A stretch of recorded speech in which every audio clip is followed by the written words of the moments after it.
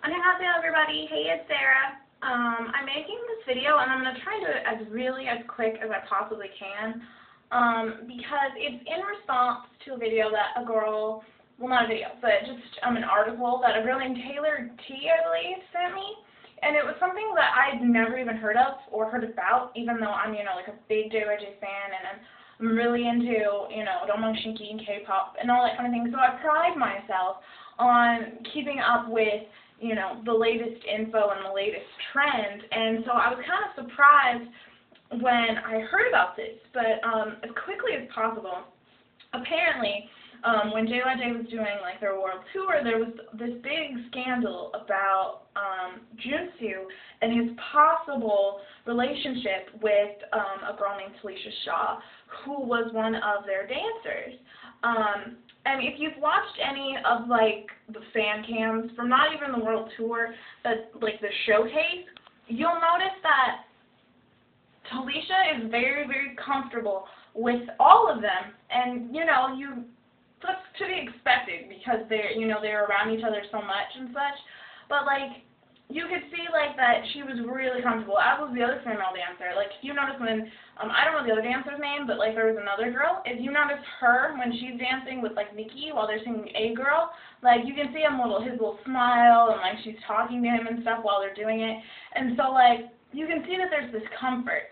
But and at one point in that video, I'll probably post the link down below of the video I'm talking about, but in one fan cam of the Ayy Girl performance from the showcase, TeliXiah literally pats Junsu on the butt, and I was hella jealous. I was like, oh, that could have been me, but and that also shows their comfort level. Well, apparently people took a notice of this, and they took a notice that whenever they interviewed her, she would talk about Junsu more than she would talk about the others, and so on and so forth.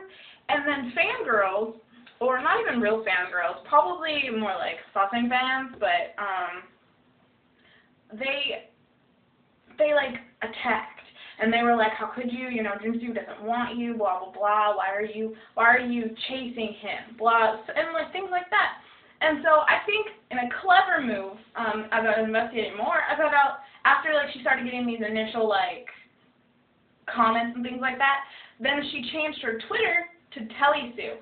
And for some people who are I don't even know what that means, why is that important? A lot of times in Korea, they'll use compounds for when they're talking about a couple.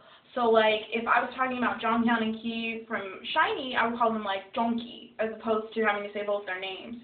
Or if I was talking about Yuno and Jaejung when Shinki was still together, touchy subject, but still together, they would have been Yoonjae.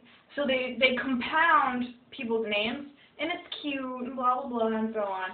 But so she changed her Twitter to TeliSu, which is the combination of TeliXiah and Junsu.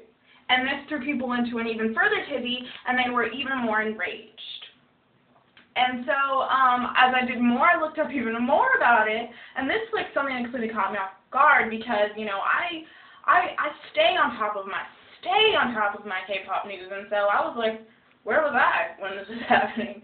But, and so, what ended up happening was, she got all these mean comments and things of that nature. And because she's black, they were really, really mean, unnecessary, some racial, some just, I hate you, I don't know that there were hate pages made for her and all kinds of stuff. And so then she goes on YouTube. She makes another YouTube account. I forgot. I don't think it's TeliSu. It's another compound of their name, though. I think it's TeliSu or Telju or something, I don't know, but I'll probably post a link down below too. She made a song.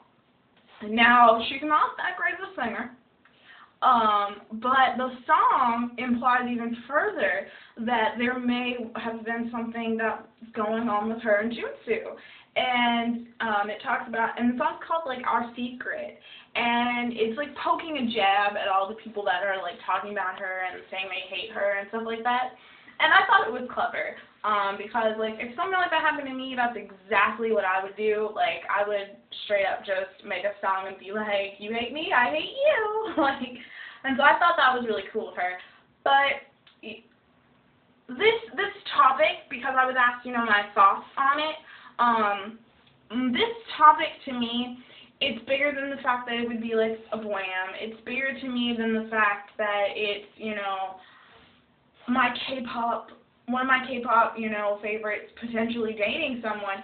This kind of, it brings up a bigger issue, an issue that a lot of times goes untalked about, like in the K-pop community, and that's fangirling. And there's like a lot of stereotypes. I call myself a chocolate fangirl because I am.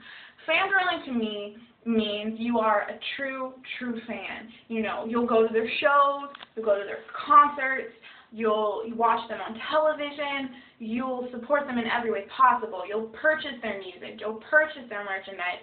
You know, you'll do whatever you can to support the group, to keep your favorite group continuing onward. And a lot of times I think fangirls get mixed up with these crazy fans that, you know, are like obsessive and psychotic and blah, blah, blah.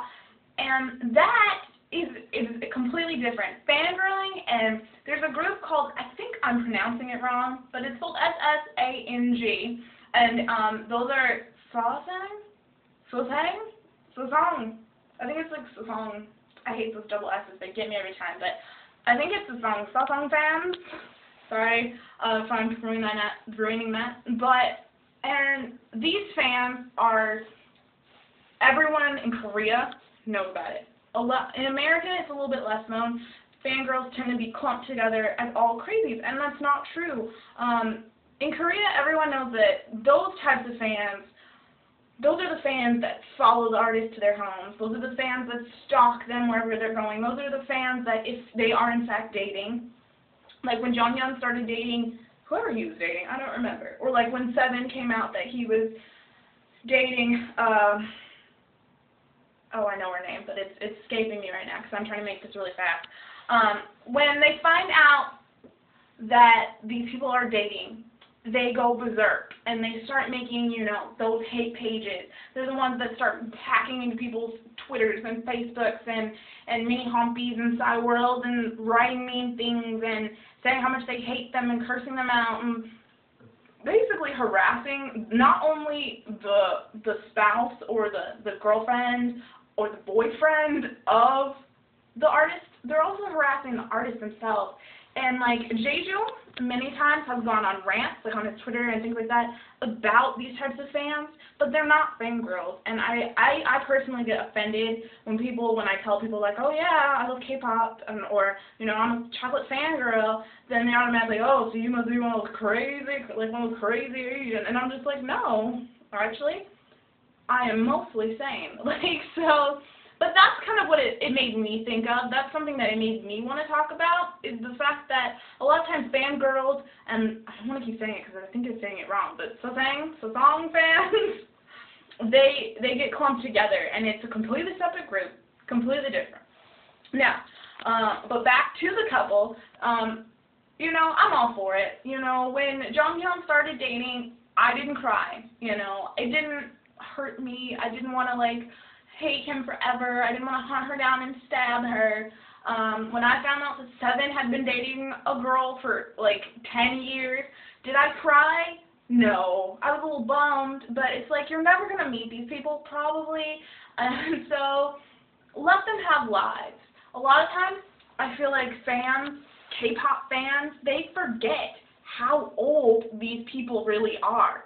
And so it's bizarre that they forget all the time, and they think of them as like these, not even people, but like entities that will be single and singing forever. But it's like, you know, there are people just like you are, and they want to date, they want to have relationships, and it boggles my mind how people don't think of K-pop singers, or even, you know, some regular singers as people. And so I feel like that's something that, you know, yeah. But, you know, I support anytime a K-pop artist or any artist, you know, gets into a relationship because it means that they're happy. And if they're happy, they're going to make good music. And I love music, and that's pretty much all that matters to me. And so, yeah. But those are just my thoughts on the issue. I tried to make it really fast, but I hope you liked it. As usual, kamsahamnida. Arigatou gozaimasu. Thank you for watching. And if you have anything else to add, feel free to leave a comment, you know, send me a message, whatever you want to do. But thank you.